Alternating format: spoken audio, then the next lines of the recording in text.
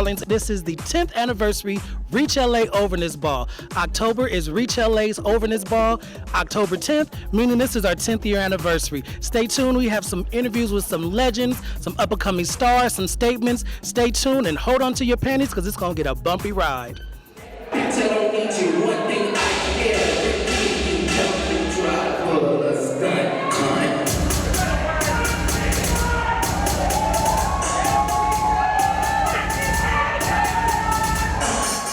All right, children, guess who I have with me? The legend himself, the star, statement, and legend, Mr. Sean Milan, the inventor of Reach LA's Ovahness Ball.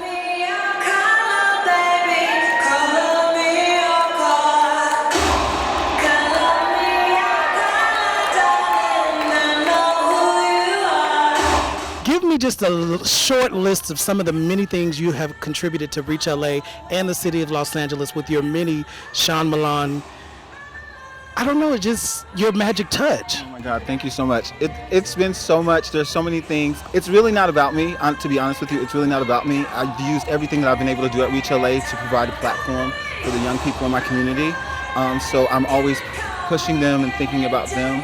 And tonight, again, you know, after 10 years, it's all about them too. So.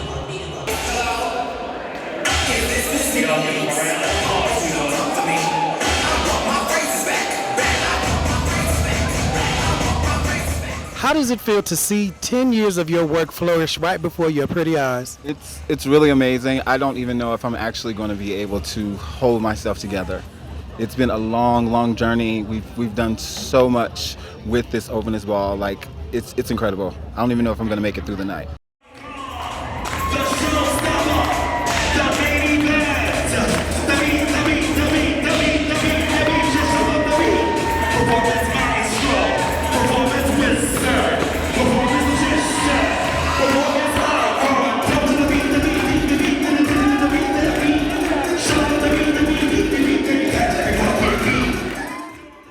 Here we have with us one of my good friends, my sister, Miss Mia Fierce. Hi, Mia. Hi, how are you? I'm wonderful, looking lovely as usual. Why, thank you. This is your third ball, and we just did a big project, The Faces Over 30, where you played a character by the name of, what else? Mia Fierce. How was that experience, my love? I mean, it was an awesome experience. I was able to get more in touch with my past project. It's kind of like I like to do abstract things, so it was really fun to be on point and to show people that you can be a man and still be androgynous and sexy on point. Right. On point. Key word, on point. So what are some of the things you do here in the city of Los Angeles? I work with extras, like I'm with book talent. I do a lot of background work. You might see me on a lot of series like Criminal Minds, Scandal, stuff like that. Did you say splits on trees? Hashtag splits on trees. Oh yeah, you can see me on, it's the song Hashtag Splits on Trees with the lovely Todrick Hall. You can check it out on YouTube, Hashtag Splits on Trees. And then just look at all the other stuff. It's pretty cool. We have with us one of the legendaries and founder of the House of Ebony, Father Larry. Hello, how y'all doing? I'm wonderful, Larry. Tell me, how did you come up with the House of Ebony? Number one, give us a little history about the House of Ebony. Well, the house started in 1978 in Brooklyn on 7078 Hancock Street. The first house that we started was the House of Banji. And in the early 70s, the only thing was popular in our neighborhood that we could recognize was the House of Ebony. And that's where Ebony came about because it was powerful. Okay. And what inspired you to start the house? To have my own family, that somebody could understand me, somebody wouldn't judge me. And so I had a few friends of mine that when we came together to join this house, we was close-knit. And I said, when I saw a ballroom, as when I met Paris Dupree, I like what they was Legendary doing. period. Yeah, that's my gay mother. Oh, yes. All right. You come from good stock, ladies and gentlemen. Yes, and so it's really inspired me to have something that we could call our own. Okay. And what made me really get involved in it, because I couldn't understand the 5%ers and stuff in New York was bashing gays. And I'm being a gay man, but I'm real all day long. So we put a stop to that. And what have your contributions coming up, growing up with kids, seeing them evolve? What is your take on the house and ball scene today versus when you started back then? Well, I feel like right now it's too much politics in the ballroom. I feel like people that took the fun out of ballroom. Okay. And I feel like at the end of the day, we all can get something out of ballroom. You know, wherever you're looking for, you can find in ballroom. And I think that we should, as older members, I think we should embrace the community of ballroom more better. Okay. So being here on the West Coast and seeing the involvement that Reach LA has had in the House and Ball for the last 10 years, what is your take on that? I'm very, very impressed. I really like what they're doing. They're doing good work. I had my ball last weekend, the 24 karat gold ball in Dallas. And I work with Ovahness Prosperity Organization in Dallas, and they doing fine work. I learned so much this weekend. Well, Father Larry, if you could just sum up your experience with the house and ballroom community, give a word of advice to the up-and-coming legends, the legends both past and present, what would that be? Keep it fun, learn to be productive in life, build a foundation, teach the young, and have fun doing it.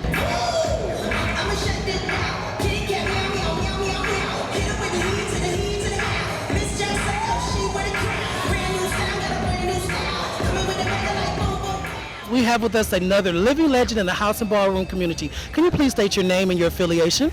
Sure, my name is Sean Coleman Ebony, and I am the overall godfather for the iconic House of Ebony. Did you get that, children? He's emphasized iconic. So with that being iconic, give us your take on what it means to be iconic and your contributions to the house and ball community. What it means to be iconic, longevity. You have to be consistent, but you also have to be loyal, right? We are a deeply rooted, loyal family.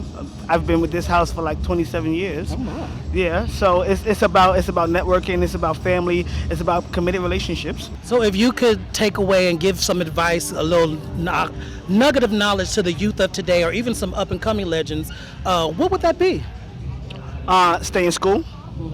Understand that ballroom has its place, and its place should not be prominent in your life. Okay. Right? I'm the founder and executive director of Destination Tomorrow. It's a small grassroots agency in the South Bronx, and we work with LGBT young people 13 to 24. And what I try to emphasize to them is to make sure that they stay in school and that they have other things going on in their life that is just as important as ballroom. All right. Well, ladies and gentlemen, you heard it from the iconic, legendary Sean. Thank you again so very much for your contribution. And you looking good, Papa. Thank you. It's a pleasure meeting you.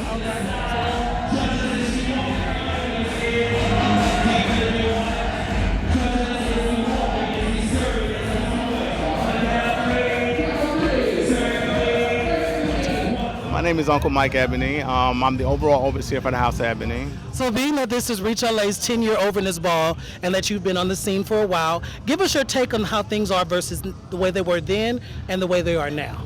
I think each year is a transition. As we mature, the scene develops and expands. It's not the same, Buick that, my parents drove, and it's not the same one that I drove. But it will enhance, and I've seen one thing that doesn't change is talent. And I love the fact that people are still bringing in creativity to the floor, and it's still expanding. And there's always a new person coming out like every 6 months, and they find the same joy that I had when I came out. Okay. So if you can pass on a nugget of knowledge to the youth of today, what would that be? I would love for someone to come in, and I would encourage them to come in and find what I found, which was family, community, and to be able to help develop whatever it is that their passion is, whatever it is that their talent is, and to expand it and to let that grow. And you never know, you could be the next Tyra, you could be the next, Janet, Beyonce. It starts here, for some people, and they be able to take their fashions, their talents, and they can go abroad with it. I've been talking to a lot of people tonight, and some of the things that they've been saying is family, family, family, and I see that as a prevalent dynamic in the house and ballroom community. Can you expand on that and one of the reasons why you started to be in the house and ballroom? Well, coming up, I was always close with my family, so coming up, what attracted me to the scene was the sense of closeness. When you're looking for identity when you're coming out, and you're trying to, also not try to run away from what you were accustomed to, which is, your family life, but sometimes to look for that same bond, look for that same, sense of closeness. And I found I was fortunate to find it. I was in 3 houses in my life, and Omni was my second house, and my current house is Ebony. I've been with them for over 25 years, so it's So you have some experience in this thing. a little bit. So being that this is our 10-year anniversary, what are some of the things that you kind of look forward to being here on the West Coast? To get to see and to meet some of the people who I've seen in video, to get to see and meet some of the people and see the talent, because I love talent. So to get to be able to see the talent and to be able to see how they interpret the scene, because everybody interprets it a little bit different. Right. So to be able to see how they interpret it.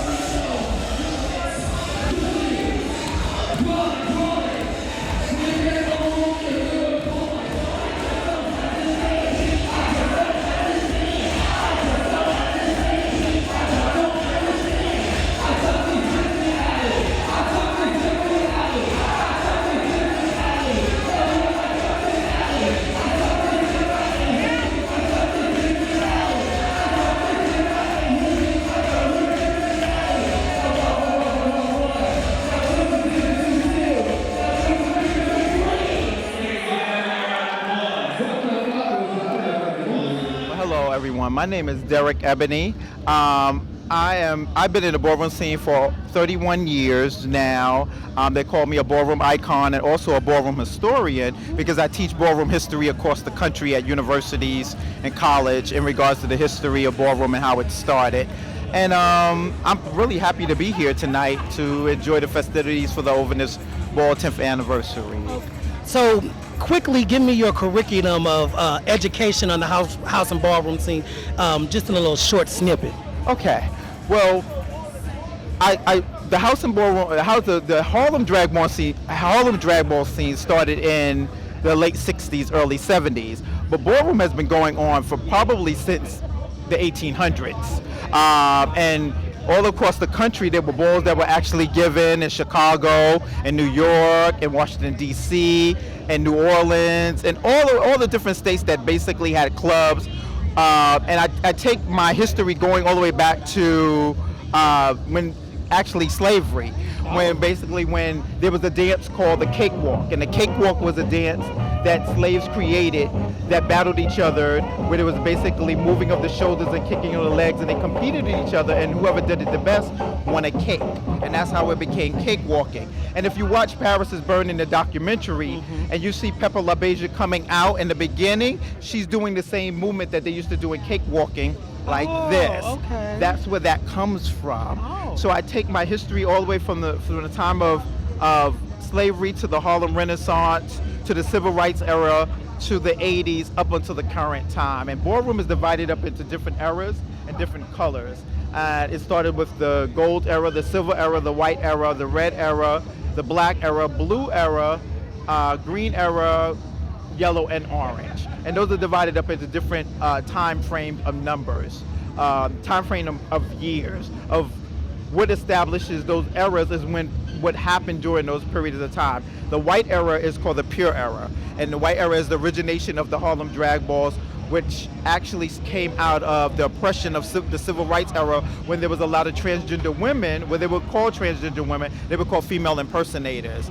And they were being discriminated to at those pageants, not really ball, but at the pageants, for their beauty, and they would lose against people of the transgender women of non-color. So they said, you know what, we'll start our own. And that's how the Harlem drag ball scene started to occur and there's a documentary that's basically everyone can look at called The Queen. And The Queen is about that pageant and what came out of that pageant, and the purveyor of that documentary, someone called Crystal LaBeija. Oh. And the House of I LaBeija. know that when she's, yeah. When she's reading and going like that, well, that's where Harlem drag ball came out of. Okay. Of her being oppressed, of her beauty, and saying, you know what, I'll start my own. Okay. And that's what it is. And that's what I actually teach, how that history came about. But ballroom itself has been going on for over 150 years, just competitions. And in New Orleans, on the East Coast, they were called houses, but in New Orleans, they were called crews. Oh, okay. And so they had their own balls and their pageants just as well, too. So ballroom has a long history throughout America. It's entrenched in American history, which a lot of people don't know about. And in New York City, we had a big transgender community in the 1800s. And it was actually in an area called what is now Soho. And there was actually this one most notorious drag queen called Miss Mary. And she was widely known. She's actually in the Museum of the City of New York because she was so most notorious. So I tell that history about transgender women and men dressing up in women's clothing and being very purveyors of who they are and living in their truth that goes all the way back to the 1800s. So that history is very, very long. So when I teach that history, I open up people's minds and their thoughts about basically men that basically identified as women, and also the competitions that go along with that. So I'm here tonight just to celebrate the anniversary of the Ovahness Ball, and me being in the House of Ebony. I'm just here to represent my house and all that goes along with it. Well, thank you very much for your time.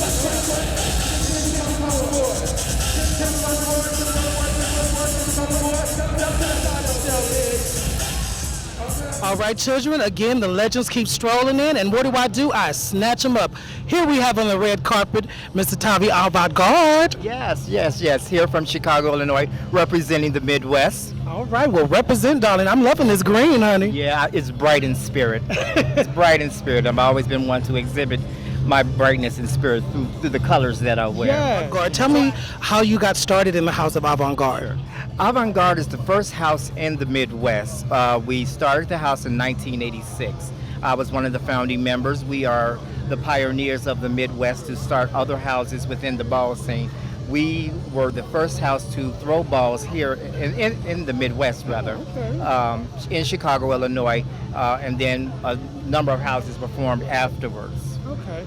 So what were some of the founding principles of the House of Avant-Garde and the requirements to be in the house? In our house, we had artistic people, we had designers, we had dancers, we had artists, we had business people. We came together in a family situation, to come together to help one another in our endeavors. So we lifted each other up and we supported each other, and we competed at the ballroom just for fun. It was just for fun. And then it got a little bit more serious. As things evolve. Yes. So if you could give a nugget of knowledge to anyone in the community now versus some of the principles then, what would that be, coming directly from the mind of Mr. Tommy Avant-Garde? It would be just to do things in love and have a spirit of competition. It's not about whether you win or lose, but how you bring your game up. It's about bringing yourself up. It's about making yourself better. It's not about the tins or the chops. And if you get chops, it's about bringing yourself back to the runway to make yourself better, to create a better you. Okay. And so being that this is our 10-year anniversary here at Reach LA, what are some of the highlights that you're looking for tonight? I'm looking for creativity, a spirit of competition, and the Ovahness of this ball. Yeah. Ladies and gentlemen, coming back with the legend, the icon herself, Miss Countess Vaughn. Hello, darling. Hi, sweetie. It is such a pleasure and honor to meet you. Thank you for coming out tonight. Oh, always for my babies. Yeah. I'm a part of the community. Yes, son. So tell me, what got you started working with us here at Reach LA? You know what, my brother and my family, Mm-hmm. I stick close to them. Whatever they want me to do, I'm a part of it. And, it's been a part of my life the whole life, the gay community. So, I always party with my babies. Yes, and being someone who has iconic stature on film and television and music. Oh, give me a little nugget of truth that you would like to pass on to people in their creative aspects and furthering what they do both on screen and off. Baby, don't let anybody try to kill your dream, no matter what. No, if it's meant for you, it is meant for you. You can do it. Mm-hmm. You can do it. Thank you very much, Countess. So what are some of the things that you're looking forward to tonight here for our 10-year anniversary? I'm looking for Ovahness. Ovahness. Ovahness. And this hair, baby. Well, I'm I loving tried. this. You sure you wasn't in the background of Lil' Kim's crush on you? Well, you might have seen me. Uh-huh. Countess, can I ask a big favor of you? Can you hum a little tune or something for me? Hello, hello, hello, hello. Yes. Yes. And hello. I just had to throw that in myself. Thank you very much, Countess. The panel is going to be sitting right next to you, and you're going to serve them head to toe. All right.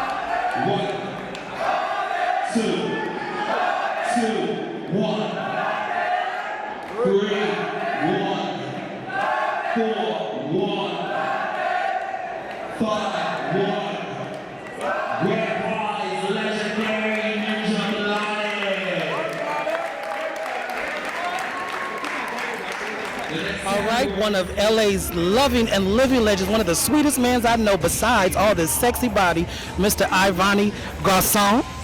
What's going on, y'all? Ovahness, tell me, how long you been here with Reach LA, and what are some of the things you're looking forward tonight? I'm dealing with Reach LA for about 9 years now. And I mean, it's a ball. I'm ready to see some action, some dancing, some dipping, some action. So yeah. And what are some of the iconic things that you've done in the community for Reach LA and other places as well? What I say is with Reach LA, we started a closet, and I'm actually the guy who started the closet. I started donating my clothes. My friends started donating their clothes, and now we have a closet where kids that don't have anything can pull labels and feel comfortable with the clothes they have on. Thank you, Ovahness. It's been a labor of love here working with you at Reach LA. You've always been one of the sweetest guys I know. So you ready to get on that panel and tell the children what they need to bring? Definitely what they need to bring. I'm chopping. If I don't see it, it's a chop. All right. Well, you heard it from one of LA's own, Ovahness Garçon, ladies and gentlemen. And what is that sexy category that you walk again? Well, I used to walk sex siren. Jesus is the light. I'm bad right now. But Okay. actually now it's high fashion streetwear. As you can tell, this is it. Right. And Ovahness, again, you are somebody I know on the ballroom scene as well. You've always been a good person, both on the ballroom scene. Thank you for all your work to the House of Garçon, for Reach LA, and everything that you're doing. Now it's Milan Power. Oh, Change my house. Get that correct. change the house. Oh, all right. So we got that. We got it exclusive, honey, because I did not know. Ovahness Milan. Statement Stars and Legends has just begun, and the legend himself, Mr. Arnold St. Laurent. Yes, hi everybody, how you doing? Yes, I'm Arnold St. Laurent now. I've left the House of Allure because they closed down. So now I'm with the iconic House of St. Laurent. And your contributions to the LA scene has been tremendous. The list is long as my beautiful ladies. Just give us a little snippet of the things you do both for the ballroom scene in your personal and professional life. Well, I've always had a desire for the West Coast to be a major player in the ballroom scene. Got here in the late 90s and in the mid 90s and realized that there was not really a ballroom scene. There was houses here, but no one had started a ballroom scene. And so I got with one of the legendary house mothers in Los Angeles, which was Jaja, JJ, Rodeo, and we got together, did a ball for JJ, and it was the first ball in Los Angeles in 1998. Oh wow! And it was the first ball, and it was great, and that's when the evolution of the ballroom scene in Los Angeles started. And I've gone through that. I've gone through all of the whole evolution of this ballroom scene in Los Angeles, and trying to bring this scene, across the country, and bring all of those people from the East Coast, from the Midwest, into LA to see the talent that we have here in LA. We started National Alliance here, the West Coast Alliance. We started that.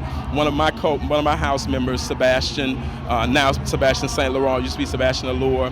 Sebastian and Taz Omni and myself started that alliance. And with starting that alliance, we were able to bring these houses and bridge the gap between all the houses with all the violence that was happening at the time. Mm-hmm. And so with doing that, it helped the ballroom scene to continue to grow.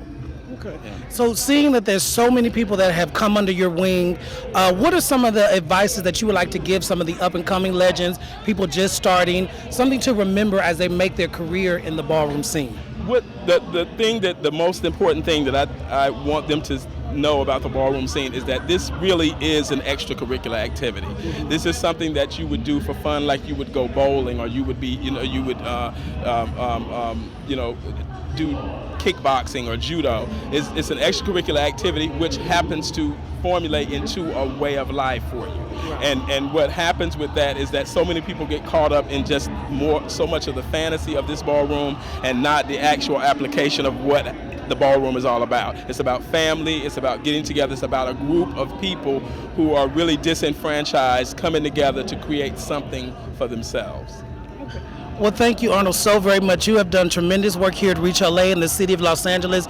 Being that this is Reach LA's 10th anniversary Ovahness Ball, what are some of the things you're looking for tonight on the panel? Well, I'm looking for really fair judges. I'm looking for the judges to really look at the categories and understand what the categories are saying, and to just judge fairly. And I'm looking for a wonderful ball and a wonderful turnout. I hope everybody walks. And I'd like to congratulate Reach LA for a 10th anniversary and for the many wonderful years that they've given to the ballroom scene.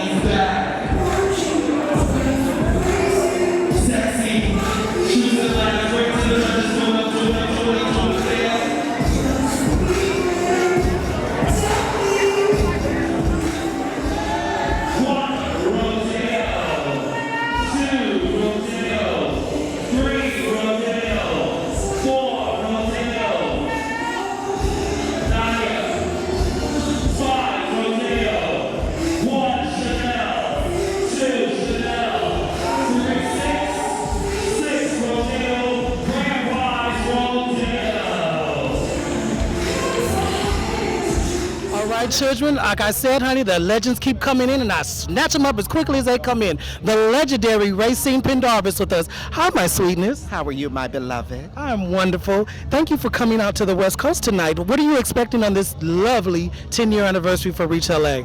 Well, I'm expecting many things. I'm expecting to be thoroughly entertained. I'm expecting to meet people as wonderful and fabulous as yourself. Thank you, my love. Oh, it's an honor. And to form fellowships and love. I came for the conference held by Outreach LA and Gilead Pharmaceuticals, and I am so thoroughly entertained. We had a complete 3-day conference all around PrEP and the importance of taking PrEP. For those who do not know how to take PrEP or would like more information, please see your healthcare provider and find out about the PrEP pill, which helps prevent the spread of HIV and AIDS. All right, well, we giving out information, giving out fabulous garment tea. So, as you stated, you're from the legendary House of Pendarvis, and I'm sure most of you don't know, Kim was one of the founding? No, Kim was my sister. Avis Pendarvis was our mother. She was the founder. Okay.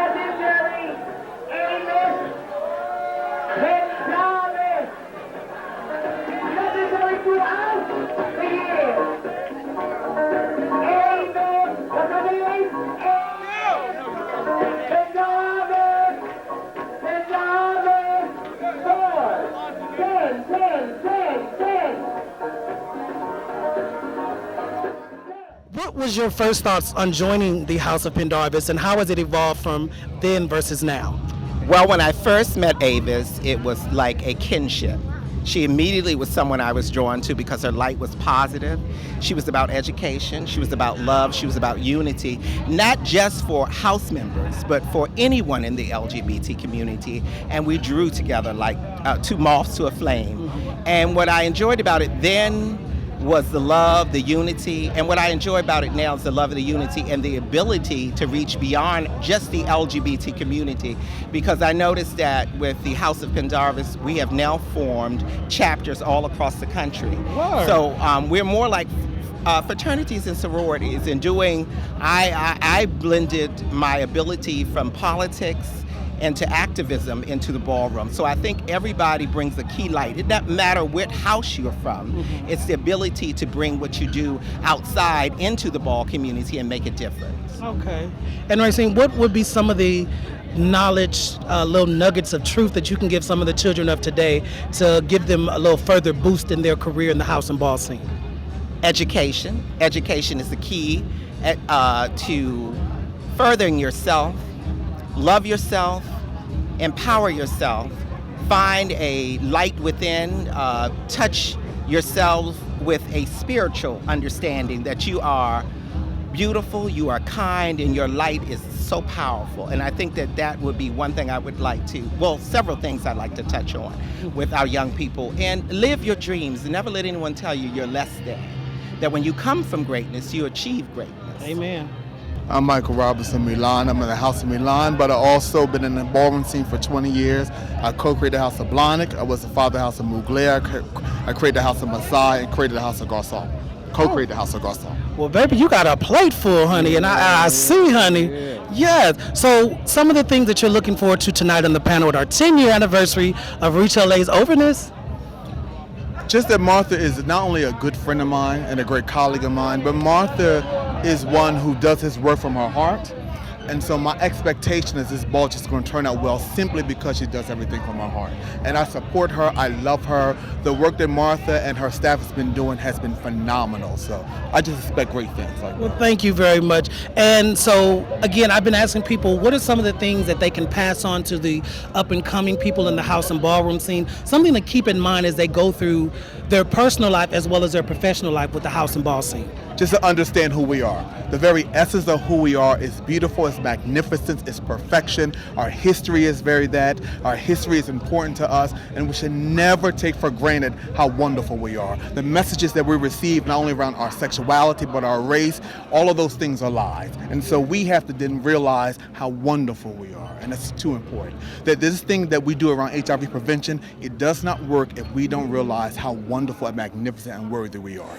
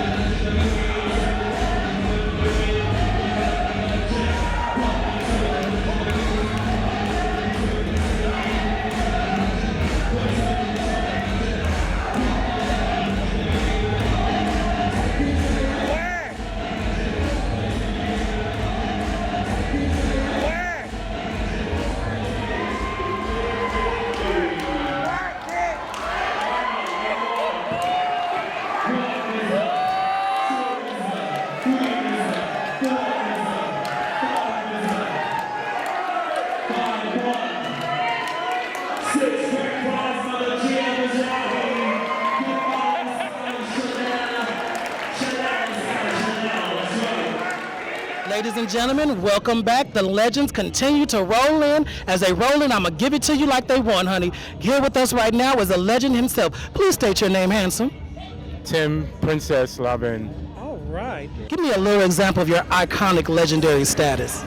Well, I'm affiliated because I've been in ballroom I stopped counting, but I started in 1989, right? So, and I've been participating up until maybe I'd say like 3 or 4 years ago. However, I'm still connected, but I'm sort of approaching it from a different perspective now. Okay. And your house? The house is Lanvin. Okay. How long has that house been around? Lanvin has been around, I want to say 3 or 4 years. We were actually a merging house of 2 different houses. Okay. The house of La Croix and the house of Ibisu. Oh, okay. And those are 2 well-known houses that have been around for a while. Okay. I've been talking to a lot of people tonight, and everyone's giving. I always ask for a nugget of knowledge. The theme seems to be centered around family. What is your take on that, and how does that contribute to the house and ball community?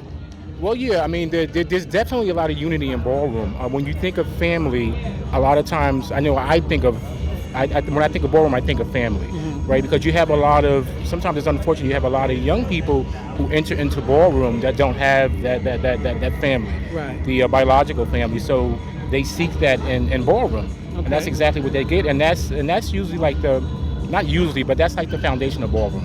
That's how ballroom started, right? Because there was this need for us to create our own families, and that's what we did. Okay. So that's a huge part of ballroom. So if you were to take something from the past and give it to the people today, what would that one nugget be?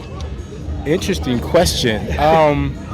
Not focus, I would probably say don't focus so much on status, social and community status, right? Because I think now there's this huge emphasis on status. And years ago when I first got into ballroom, we didn't have that. It was all about fun and creativity and togetherness and unity. Right, so I think now with that huge focus on status, it sort of makes us become a little distracted from those elements that were really important in ballroom back then, that made ballroom what ballroom is. So being that this is our 10-year anniversary here at Reach LA, what are some of the things you're looking forward to the extravaganza of tonight? I'm looking for excitement, talent. This is my first time in LA. And thank you for coming, handsome. And this is my first time, obviously, at an LA ball. Okay. So I'm looking for, again, like excitement, talent, creativity, right? All those things.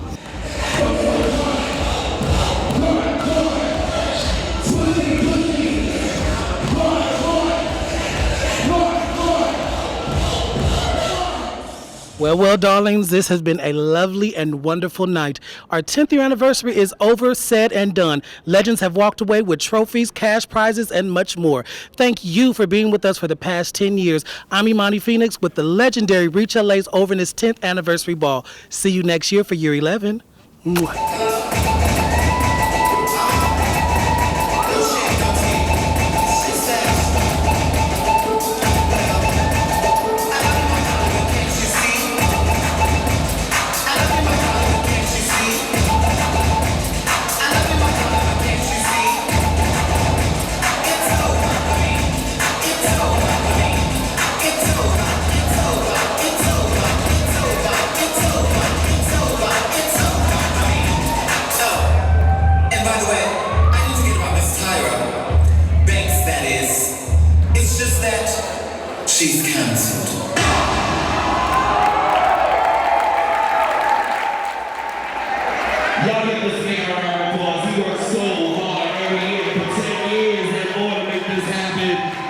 empower our community.